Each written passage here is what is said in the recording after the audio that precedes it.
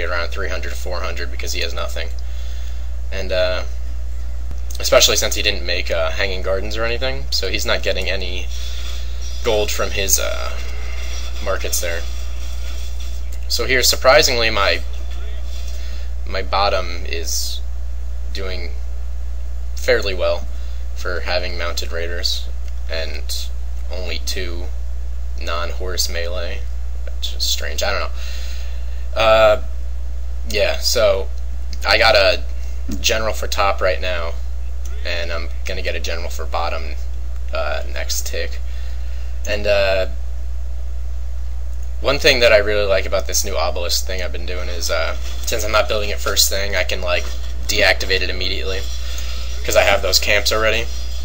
And it's actually, that's one of the main things that that's really helping push bottom, because he's been getting elites like crazy, which, don't get me on a roll about elites, I'm not a huge fan. But so yeah, so the elites have been helping him a lot. You see, he just got another elite there. He had an elite a tick before this one. And what's funny is my bot just asked me, what should I do with the longbow? Should I upgrade them to macemen or to musketeers? And I'm like, oh god. Well, I told him to upgrade his melee to macemen and his range to musketeers, which, I don't know, I wanted to cry. But anyway, so now I have 2 macemen on mid and 2 cavalry on mid, and he has a musketeer, an X-bow, and a knight and a sword. So, as you can tell, I'm ahead of him in the tech. The musketeer is the only thing that's on the same tech level as me, because he's above tech in me probably still. I'm catching up because he doesn't have income now, but the problem is that he doesn't have enough gold to upgrade his stuff into that high tech level that he has. So he just got bunkers, and we're still on metal, so he's still ahead of me.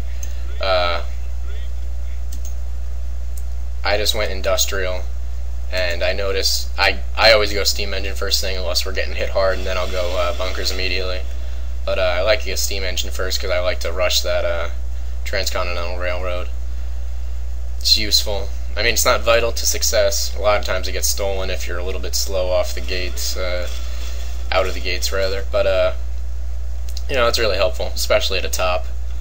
So yeah, so I pumped that out first thing. And if you notice, I didn't mention I got the trading company, which you get with banking. It's really nice, especially going with the bazaar. Adds a lot of income to me. So right now I'm sitting at 1,200 income, fairly easily too. Don't have a lot of markets, just that we have all the lanes.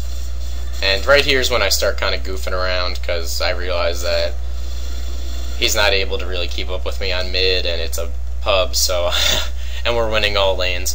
So I kind of start goofing around, and I start massing up gold. I get to 5,000 gold just sitting there, and then all of a sudden their mid leaves. I guess he's frustrated by the fact that he can't capture his own lane, so he rage quit, I guess would be more appropriate.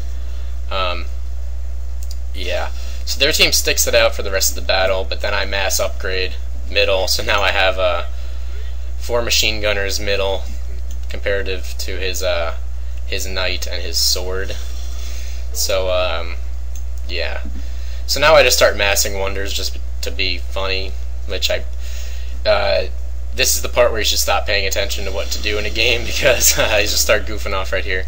So one thing that's kind of cool to do with the bazaar strategy is, since you have all the markets, you can make Hanging Gardens, Colossus, and Zeus and get a shit ton of income from it, but a lot of times it's not really worth investing that much time into wonders. If you're playing if you're playing a public, I do it a lot just because I like the high income and I know the people I'm playing aren't good.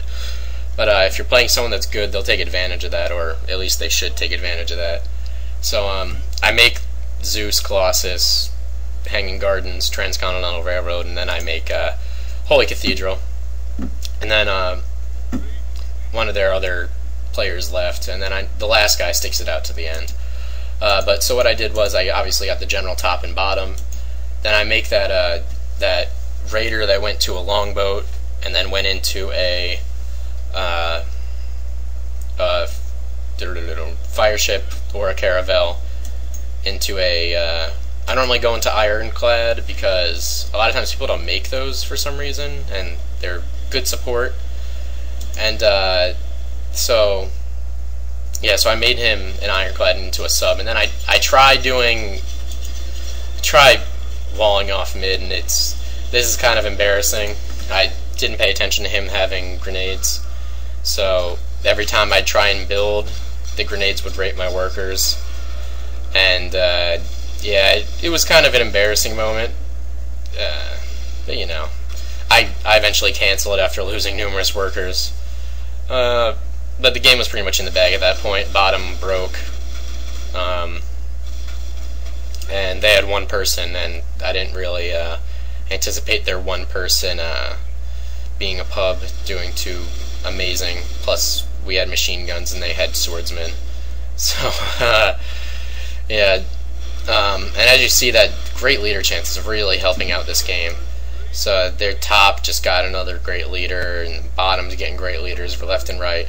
And then one thing I'd like to comment on is my bottom makes a mausoleum.